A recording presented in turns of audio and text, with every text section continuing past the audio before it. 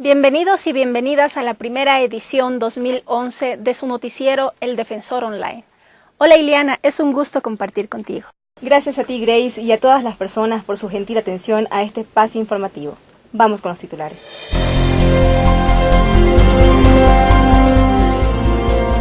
Defensor del Pueblo pidió inconstitucionalidad de las preguntas 1 y 2 del referéndum. Se solicita que las instituciones cumplan con mandato de la Ley de Transparencia en este año. Se presentó observaciones a reformas penales en Asamblea Nacional. Se realizó taller sobre derecho indígena.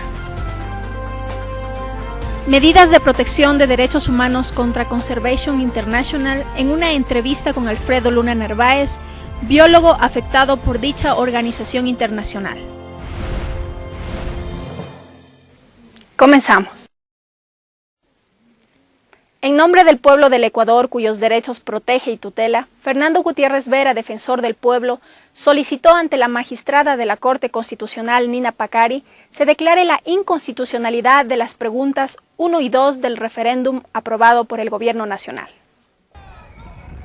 En su intervención, el defensor sostuvo que dichas preguntas chocan directamente con los principios de aplicación de los derechos desarrollados en el numeral 4 del artículo 11, que textualmente dice: ninguna norma jurídica podrá restringir el contenido de los derechos ni de las garantías constitucionales. Y el numeral 8 del mencionado artículo que reza: será inconstitucional cualquier acción u omisión de carácter regresivo que disminuya, menoscabe o anule injustificadamente el ejercicio de los derechos. Esto en cuanto a las enmiendas, ya que alteran regresivamente la redacción actual del artículo, que también consagra el derecho y señala plazos, sin establecer condiciones ni hacer reserva de ley. Sobre la pregunta 2, enfatizó que el cambio es más radical, pues el actual texto constitucional señala que la privación de libertad se aplicará excepcionalmente, y la reforma introducida en la pregunta invertiría el contenido de tal formulación, convirtiendo a las medidas alternativas a la privación de libertad en excepcionales, lo que significa que en toda presunción de delito la única alternativa sería la privación de la libertad de las o los ciudadanos. Por último, el defensor del pueblo sugirió que se modifique la redacción de las preguntas, que puedan inducir las respuestas de los ciudadanos y ciudadanas, y exhortó al Consejo Nacional Electoral que implemente una campaña de difusión e información de referéndum y consulta a la ciudadanía, para asegurar el derecho de ser pertinentemente informada sobre las preguntas formuladas. Para facilitar la presentación de los informes de cumplimiento en el 2011, la Defensoría del Pueblo de Ecuador mantiene a disposición de su portal web www.dpe.gov.es una guía para proceder conforme lo estipula la Ley Orgánica de Transparencia y Acceso a la Información Pública. Este portal web absuelve consultas vía correo electrónico y en sus redes sociales, y recibe los informes de sus oficinas centrales y provinciales en todo el territorio nacional, para que en el presente año se garantice lo estipulado en esta ley sobre el derecho fundamental de las personas al acceso a la información, conforme a la Constitución, el Pacto Internacional de Derechos Civiles y Políticos, la Convención Interamericana de Derechos Humanos y demás instrumentos internacionales vigentes en nuestro país. En nuestro segmento La Entrevista, Lorena Morillo mantuvo un diálogo con Alfredo Luna sobre las medidas de protección de derechos humanos dictadas por la Defensoría del Pueblo, para que Conservation International cumpla con sus obligaciones frente a él.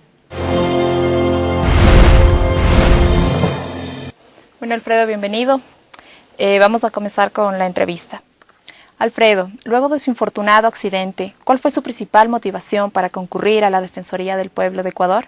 Mi motivación principal fue que Conservación Internacional, después del accidente, me ofreció el presidente Ruth Mittermeier en 1994 por escrito que me iba a ayudar y se comprometía él personalmente a hacer con los abogados la indemnización de acuerdo a los daños que yo tenga. Él se olvidó de esto, me desconoció totalmente, y en el año de 1998 que se crea la nueva Constitución, existe la Defensoría del Pueblo.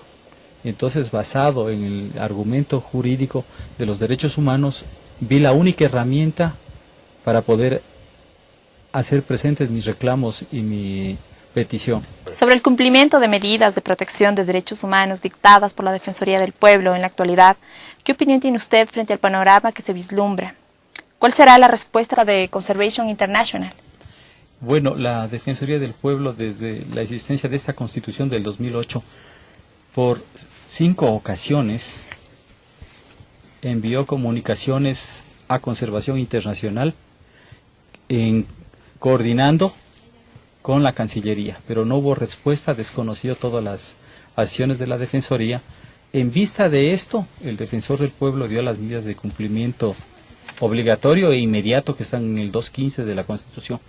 De lo que tenemos entendido, que se dio el 23 de noviembre, hasta la presente fecha no había habido respuesta.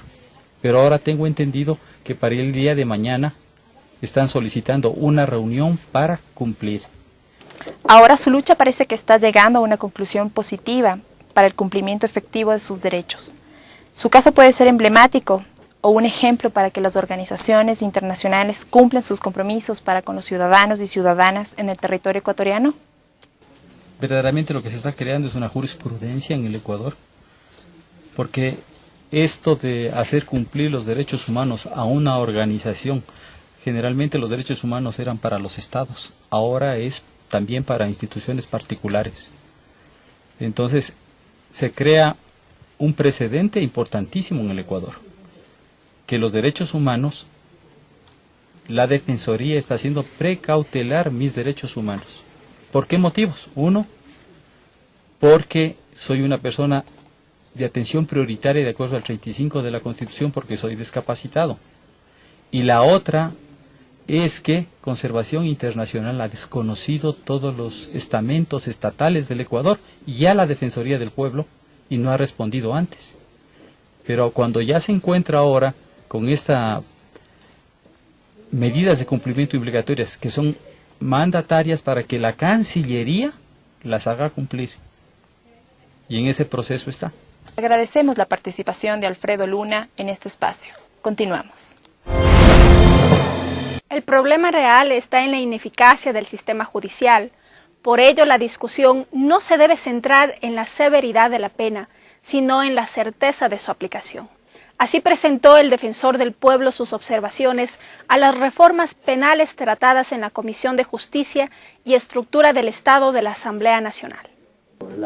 En su intervención, señaló sus apreciaciones sobre la prohibición de la caducidad de la prisión preventiva, la urgente reforma al sistema de rehabilitación social, el aumento de las penas de reclusión, la condición de sujetos de derecho de las personas infractoras de la ley, el fortalecimiento del sistema de protección a las y los testigos de delitos y la aplicabilidad de una justicia oportuna, tanto para las víctimas de la delincuencia como para quienes cometen actos delictivos. La Defensoría del Pueblo se va a oponer con todas sus fuerzas a la eliminación de la caducidad de la prisión preventiva para volver inextensa la posibilidad de permanecer privado de la libertad para cualquier persona sin ser sometido a proceso y sin recibir una sentencia condenatoria o ejecutoria, la que le toque.